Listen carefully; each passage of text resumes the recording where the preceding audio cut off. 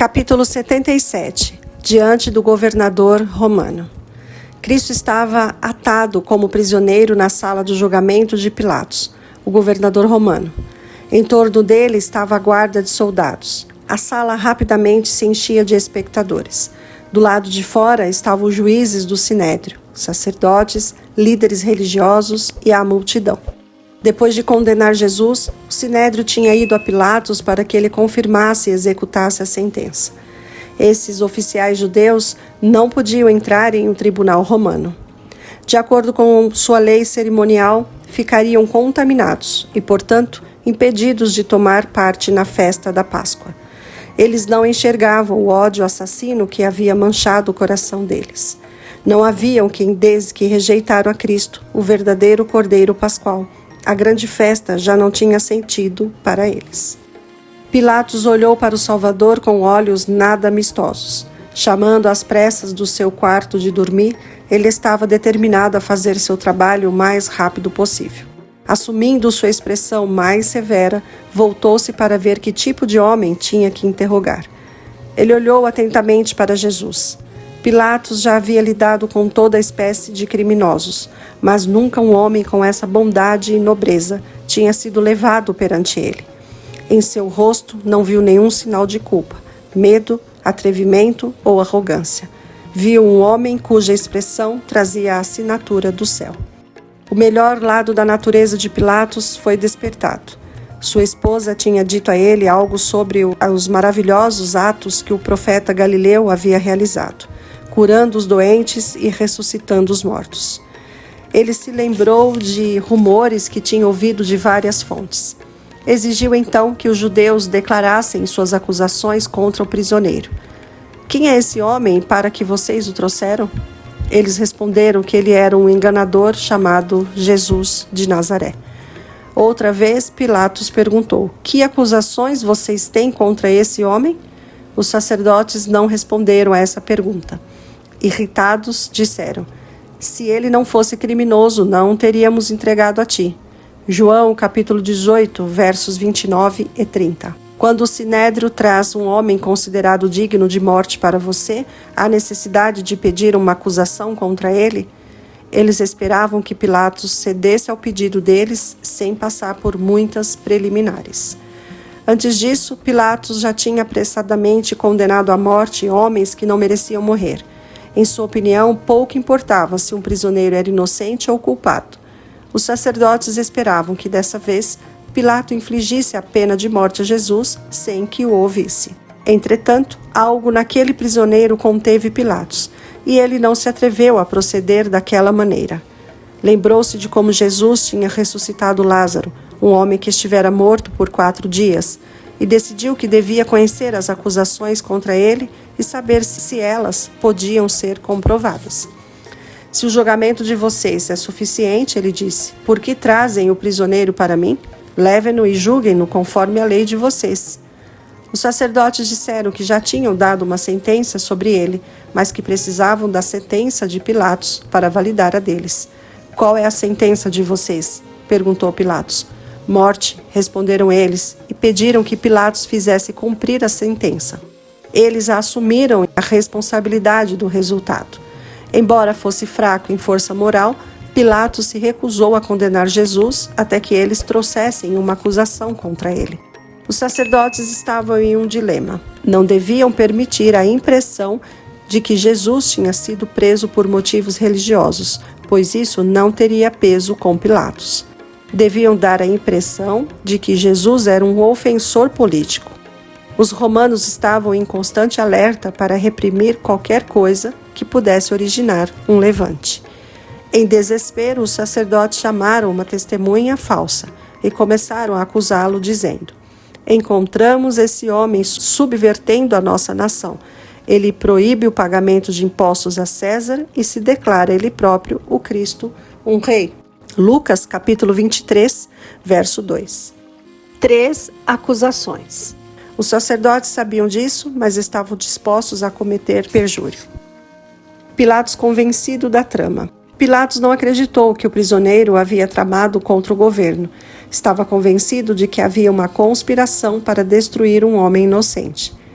Você é o rei dos judeus? O Salvador respondeu: Tu o dizes. Ao falar, seu rosto se iluminou como se um raio de sol brilhasse sobre ele. Ao ouvirem sua resposta, Caifás chamou Pilatos para que testemunhasse que Jesus tinha admitido o crime do qual era acusado. Pilatos disse: Você não vai responder? Veja de quantas coisas o estão acusando. Mas Jesus não respondeu nada. Marcos, capítulo 15, versos 4 e 5. De pé, atrás de Pilatos e à vista de todos na corte, Cristo ouviu os insultos, mas não respondeu a nenhuma das falsas acusações. Permaneceu inabalável diante da fúria das ondas que quebravam em torno dele.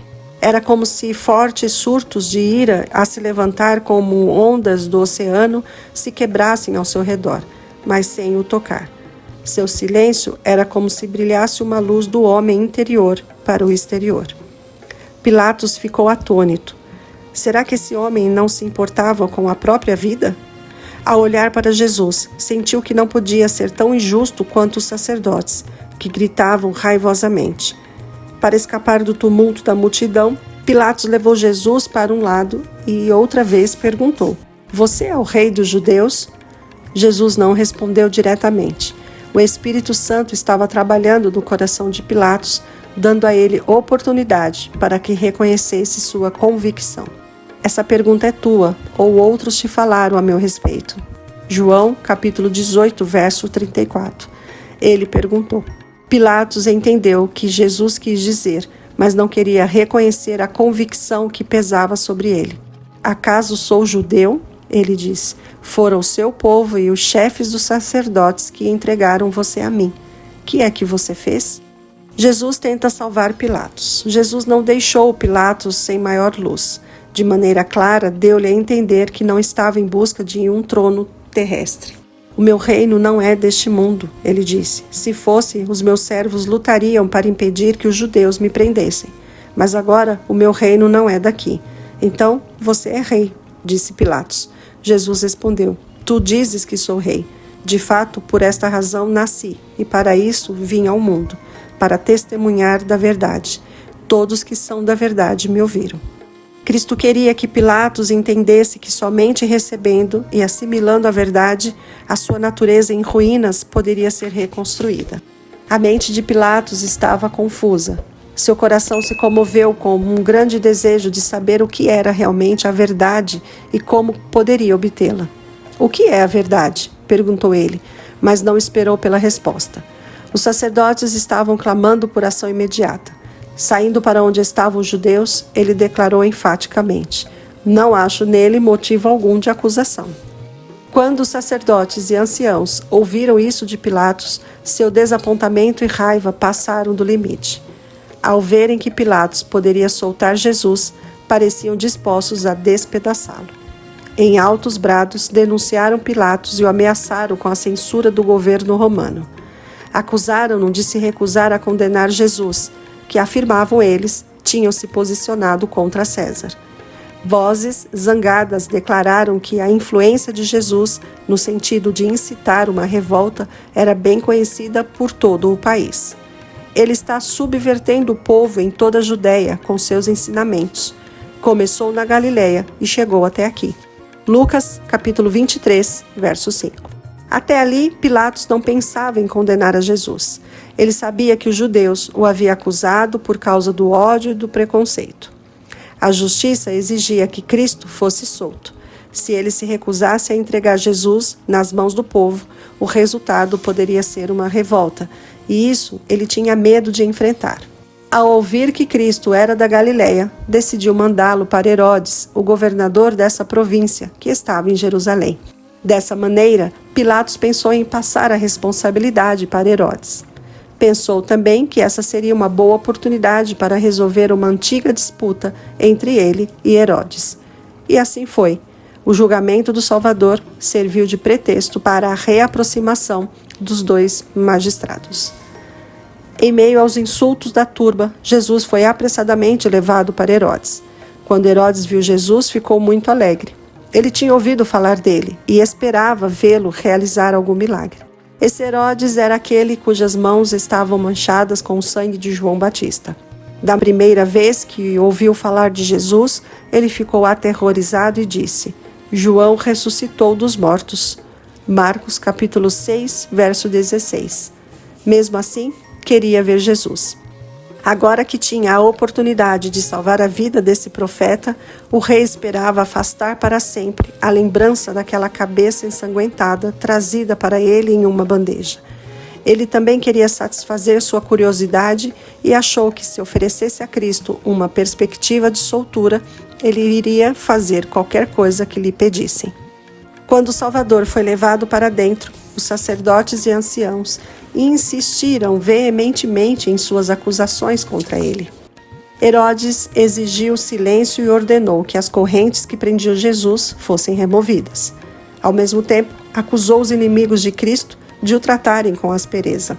Como Pilatos, ele também estava convencido de que Cristo tinha sido acusado por causa do ódio e da inveja. Herodes interrogou a Cristo com muitas palavras, mas o Salvador manteve profundo silêncio. Ao comando do rei, os aleijados e mutilados foram trazidos, e Herodes ordenou que Cristo comprovasse sua afirmação fazendo o milagre. Jesus não respondeu, e Herodes insistiu: Mostre-nos um sinal de que você tem mesmo o poder que andam dizendo que tem. Mas o Filho de Deus havia tomado sobre si a natureza humana e devia fazer o que nós devemos fazer em circunstâncias semelhantes.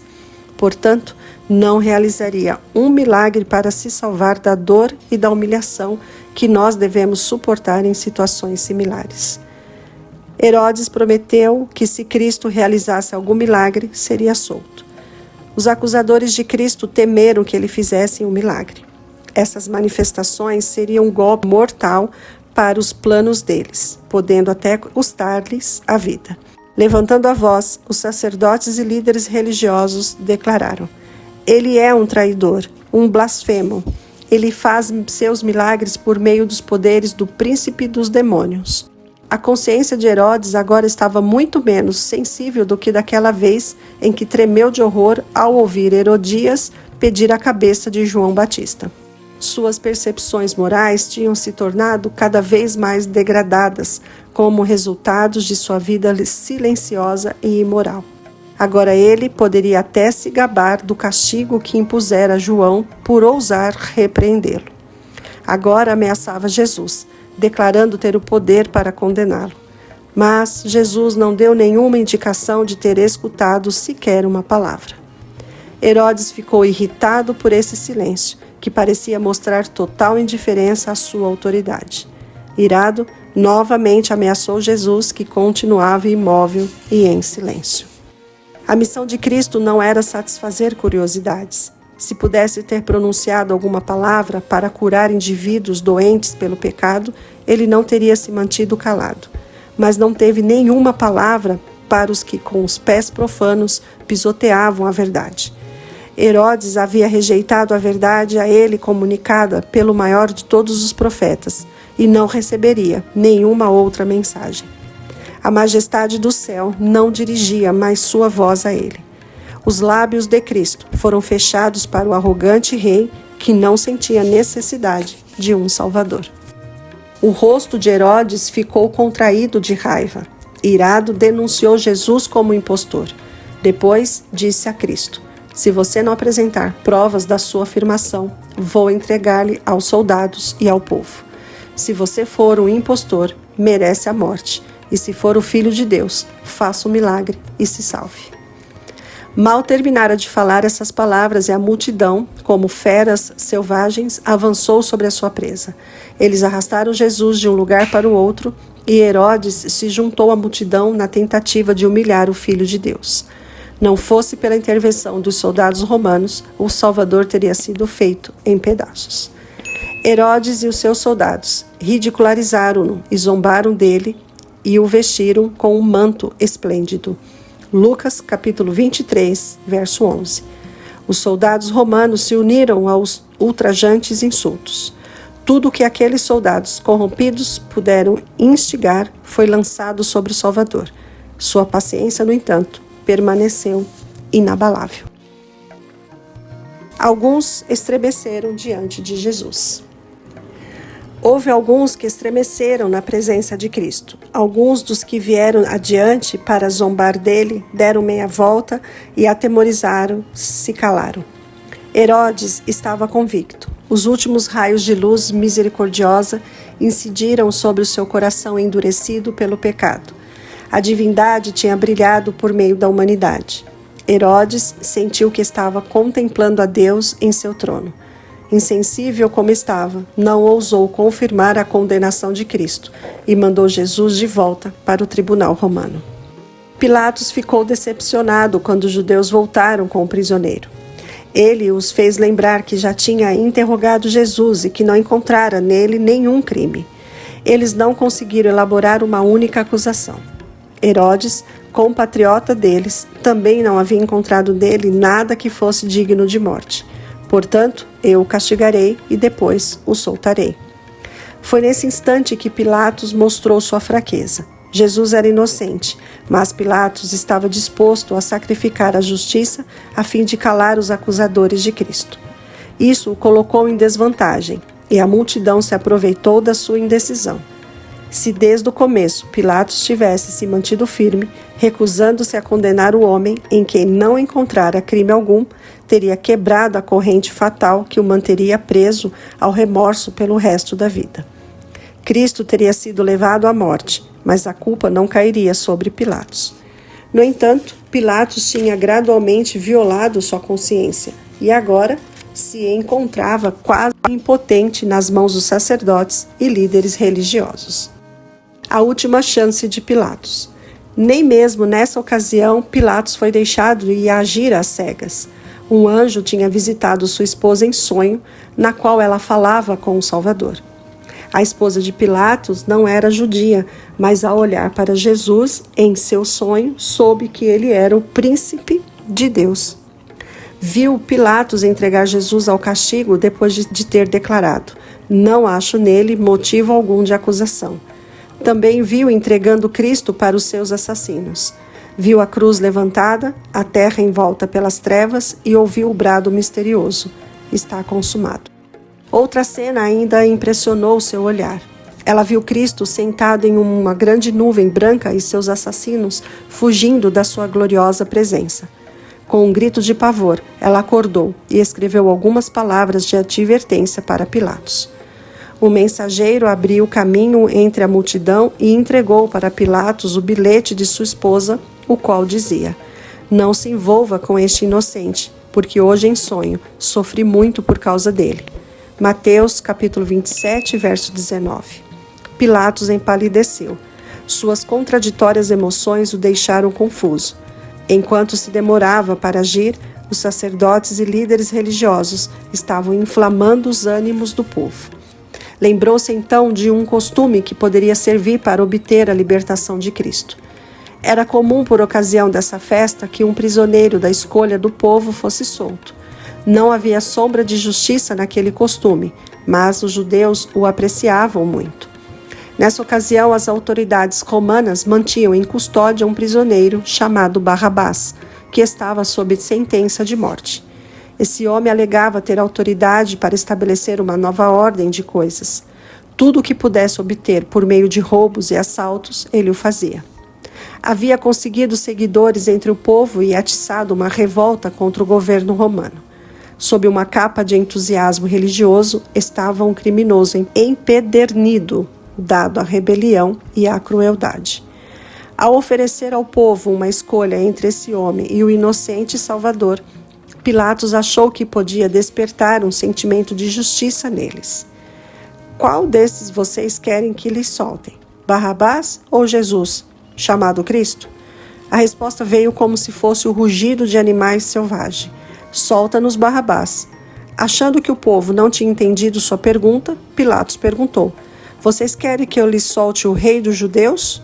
Mas eles gritaram outra vez: "Acaba com ele, solta-nos Barrabás." Que farei então com Jesus, chamado Cristo? Havia demônios em forma humana entre a multidão, e a resposta não podia ser outra senão: crucificam.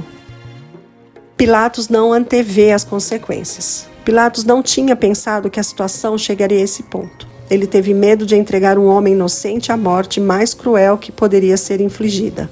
Por quê? Que crime ele cometeu? No entanto, o caso já tinha ido muito longe para agora ser discutido. Pilatos, no entanto, ainda tentou salvar Jesus. Pela terceira vez, ele lhes falou. Por quê? Que crime este homem cometeu? Mateus capítulo 27, verso 23.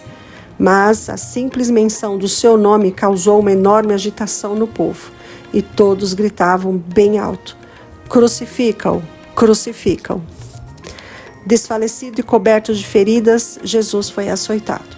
Os soldados levaram Jesus para dentro do palácio, isto é, ao pretório, e reuniram toda a tropa. Vestiram-no com um manto de púrpura, depois fizeram uma coroa de espinhos e a colocaram nele, e começaram a saudá-lo.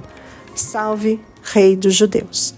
Cuspiram nele, ajoelhavam-se e lhe prestavam adoração, zombando dele.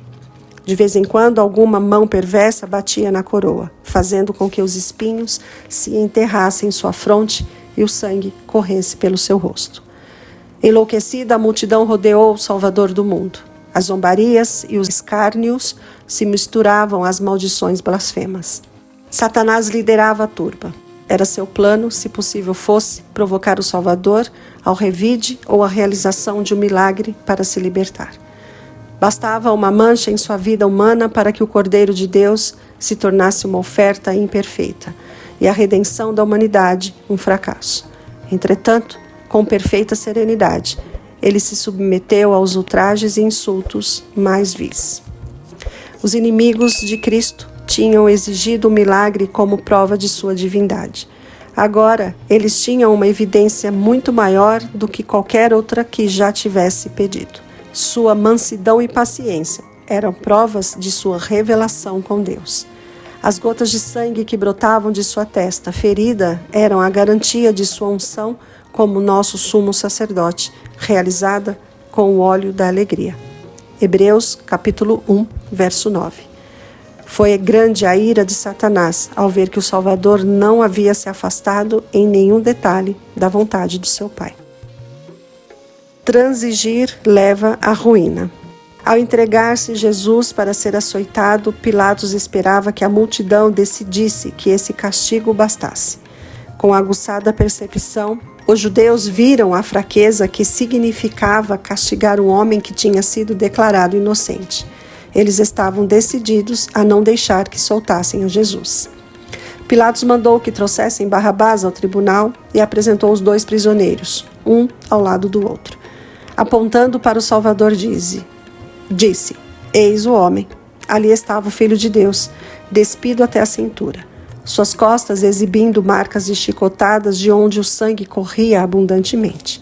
Seu rosto estava manchado de sangue e mostrava os sinais da dor, mas nunca parecera tão belo. Cada traço expressava a mais terna piedade para com seus cruéis inimigos. Em sua atitude eram vistas a resistência e a dignidade da longanimidade. O contraste entre ele e o prisioneiro ao lado era chocante. Cada traço do rosto de Barrabás declarava que ele era um empedernido criminoso. O contraste era evidente para cada espectador. Alguns dos presentes choravam. Ao verem Jesus, não puderam conter as lágrimas que resultavam da simpatia que sentiam por ele. Os sacerdotes e líderes religiosos estavam convictos de que ele era tudo aquilo que afirmava ser. Nem todos os soldados romanos que rodeavam a Cristo estavam endurecidos. Eles contemplavam o divino sofredor com sentimentos de piedade. A silenciosa submissão de Cristo ficou gravada na mente deles. Nunca esqueceriam aquela cena até que o reconhecessem como Cristo ou decidissem o próprio destino rejeitando. Pilatos não tinha dúvida de que a vista desse homem, em contraste com a de Barrabás, causaria simpatia aos judeus. No entanto, ele não entendia nada do ódio fanático dos sacerdotes. Mais uma vez, sacerdotes, líderes religiosos e o povo ergueram o tremendo brado: crucifica-o, crucifica-o. Finalmente, perdendo completamente a paciência com crueldade sem sentido deles, Pilatos gritou em desespero: levem-no, vocês, e crucifiquem-no. Quanto a mim, não encontro base para acusá-lo. Embora estivesse acostumado com cenas cruéis, o governador romano se comoveu com o sofrimento do prisioneiro. Os sacerdotes declararam: temos uma lei, e de acordo com essa lei, ele deve morrer, porque se declarou Filho de Deus. A bondade de Jesus em relação a Pilatos. Pilatos ficou surpreso, devia ser um ser divino que estava diante dele. Novamente ele disse a Jesus: de onde você vem? Jesus, porém, não respondeu. O Salvador tinha falado abertamente com Pilatos, explicando sua missão. Mas Pilatos havia depreciado a luz. Abusara do alto cargo de juiz ao ceder às exigências da multidão. Irritado com o silêncio de Jesus, disse com voz altiva: você se nega a falar comigo? Não sabe o que eu tenho autoridade para libertá-lo e para crucificá-lo? Jesus respondeu: não terias nenhuma autoridade sobre mim, se esta não te fosse dada de cima. Por isso, aquele que me entregou a ti é culpado de um pecado maior. João, capítulo 19, versos 10 e 11. Cristo se referia a Caifás, que representava a nação judaica. O povo judeu teve a luz vinda das profecias que testificavam de Cristo, como também a prova inequívoca da divindade daquele a quem condenavam à morte. A responsabilidade mais grave pertencia àqueles que ocupavam os mais altos cargos da nação. Pilatos, Herodes e os soldados romanos eram completamente ignorantes quanto a Jesus. Eles não tiveram a luz que a nação judaica havia recebido tão abundantemente. Se aquela luz tivesse sido dada aos soldados, eles não teriam tratado Jesus como fizeram. Outra vez, Pilatos propôs soltar o Salvador. Mas os judeus gritavam: se deixares esse homem livre, não és amigos de César. De todos os adversários do governo romano, os judeus eram os mais terríveis. Para conseguir a destruição de Cristo, eles professaram lealdade ao poder estrangeiro que eles mesmos odiavam. E continuaram: quem se diz rei opõe-se a César. Pilatos estava sob suspeita do governo romano. Ele sabia que um relatório desses seria a sua ruína. Sabia que os judeus fariam de tudo para conseguir vingança.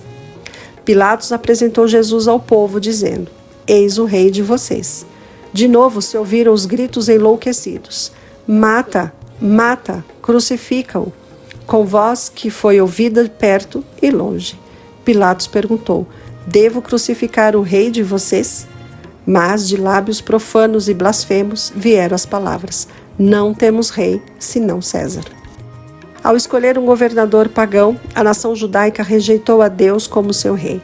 Dali em diante, não tiveram outro rei senão César. Os sacerdotes e mestres tinham conduzido o povo a essa situação. Foram eles os responsáveis por tudo isso e por todos os temíveis resultados que vieram depois.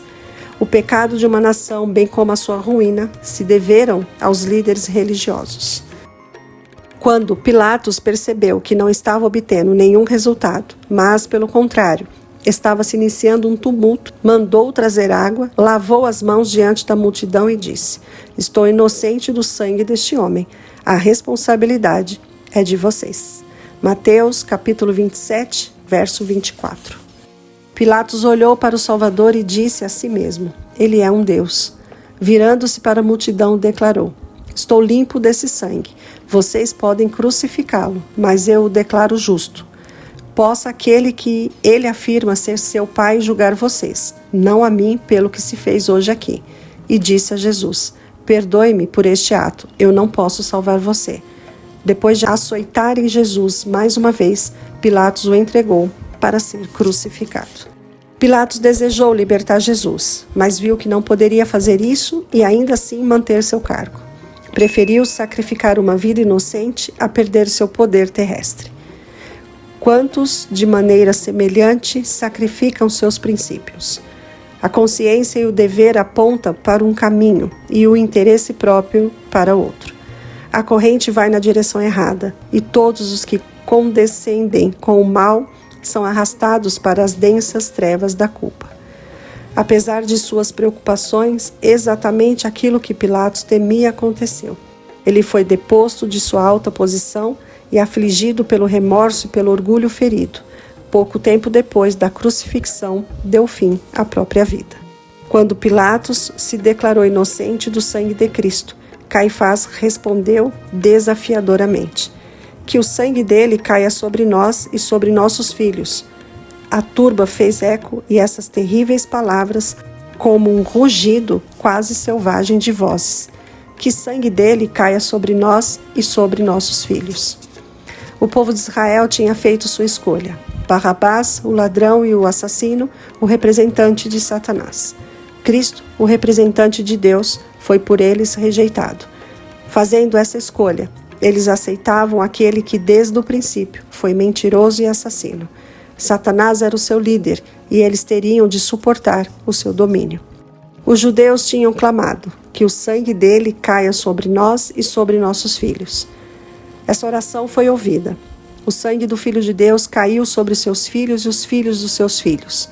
Isso se cumpriu de forma terrível na destruição de Jerusalém e na condição da nação judaica por quase 2000 anos. Um ramo cortado na vinha, morto. De país em país pelo mundo, de século em século, morto em transgressões e pecados. Aquela petição será cumprida de maneira terrível no grande dia do juízo. Cristo virá em glória. Milhares e milhares de anjos, esses belos e triunfantes filhos de Deus, os escoltarão por seu caminho. Todas as nações serão reunidas diante dele, em lugar de espinhos. Ele usará uma coroa de glória. Em suas vestes e em sua coxa estará escrito um nome: Rei dos Reis e Senhor dos Senhores. Apocalipse capítulo 19, verso 16.